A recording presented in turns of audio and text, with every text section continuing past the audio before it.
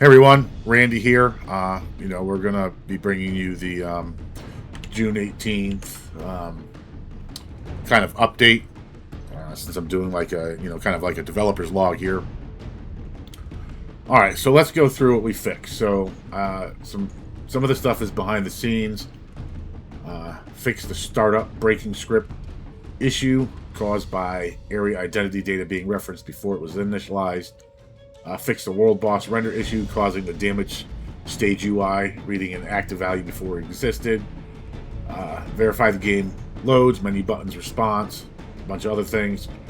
So, done a lot of balancing. I'm going to reference that because balancing is the majority of what I'm doing. So over here on the character screen, we have the gathering levels before. Put the crafting levels up here as well. Just trying to make sure that all the different pages are efficient, displaying the information they need to, kind of to make it so that players don't have to keep going back and forth between screens. To see anything, one of the things that I had just done was under progression, the auto equip new skills is automatically selected by default. I just have to throw in here to make sure that the starting skill is active as well. I moved the forge equipment all the way up to the top. I edited some of these boxes because some of the information was overflowing, and some of the buttons were overflowing off the side. Just some basic UI, some UI tweaks. I tried to standardize the button sizes. Gonna have to tweak that a little bit more. I want everything uniform. One of the things I'm going to be doing is updating the alchemy section. I did make some changes, so healing potions, mana potions, focus, like the potions are separated now and not just one big list. I think what I'm going to do is tweak this a little bit more. Maybe put healing potions or whatever, blah blah blah blah blah, and then have like a drop down or something else. That way, it's not completely cluttered. Although I don't necessarily have an issue with this. So basically, we'll probably hold off on that until the alpha starts.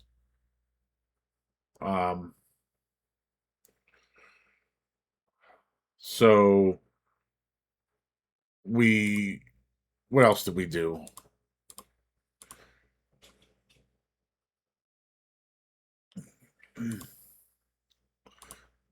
Yeah, so I did move some stuff around. Under the inventory, there's a crafting and tools section. As you can see, there's a set for pretty much everything. These sets have to be crafted. They don't drop. Whenever the player crafts a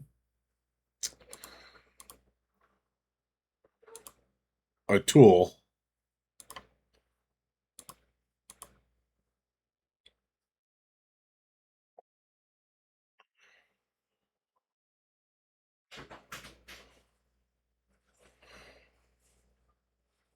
okay. Whenever it crafts a tool, it's going to go into the inventory. You'll be able to equip. Look through the different tools you made, equip it, whatever. Made some other small changes, like with the content, the tower. The towers are now locked. You have to unlock them. We're revamping some of the. We've revamped some of the dungeon areas. Each dungeon is going to have a mechanic or a gimmick, just to try to liven it up a little bit. As you can see, we got root snare packs, and then unique or thorn touched hides for drops. Regenerating moss nest, Trent barrier phases. We're just trying to add some kind of like some gimmicks. like I said, just to make them feel a little bit more alive.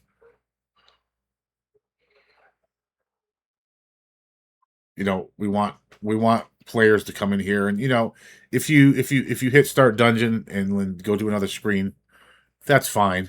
Idle and background progression is really big in these type of games.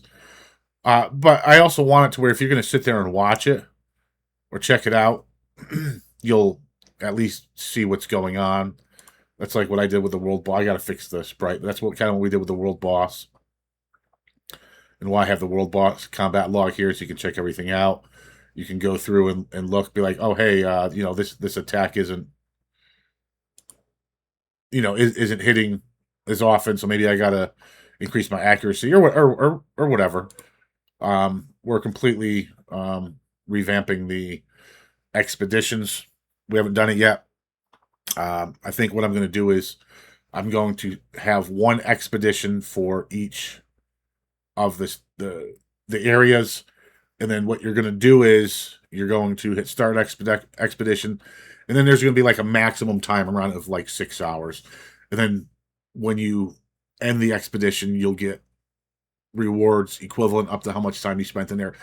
This is more or less kind of like an alternative to the offline progression.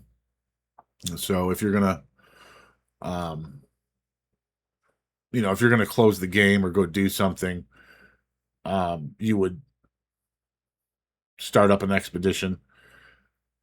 The characters are going to do whatever they're doing. If you close the game, I'm going to be putting a maximum time on that, and it's not to force. What am I trying to say? It's I don't want my game to be something that people log into once a day, play for 5 or 10 minutes, and then log out. So if you know that your quote unquote offline progression is going to end, every 4 hours or 6 hours or whatever. If you like the game and you're trying to play it, advance, progress, get achievements, compete, all that stuff,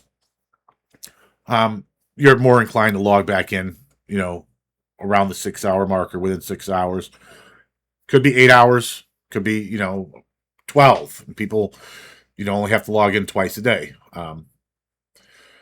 Haven't gotten any feedback on that yet. I just started up the Discord server. Um, and we're gonna start advertising this for alpha pretty soon. I did some stuff with the where is it? We did a little bit of stuff with the achievements, added some achievements, uh, made sure a lot of the stuff is correlated, improved some of the milestones and rewards and things of that nature. We did some work on the UI and stability, um, with the menus, the progressions, and stuff like that. We added some legacy development in here. Where's the legacy? I'm gonna have to I'm gonna have to hook the new stuff we added into that. But yeah, I've been as busy as I can be with taking care of the kids and doing work and whatever. Um, there are times when I've got my laptop out. Yeah, that's pretty much going to be the gist of what's going on today, or I mean, what's already happened, and I'll try to get these out every day or two or three or whatever. Anyway, like, comment, subscribe, y'all. Peace.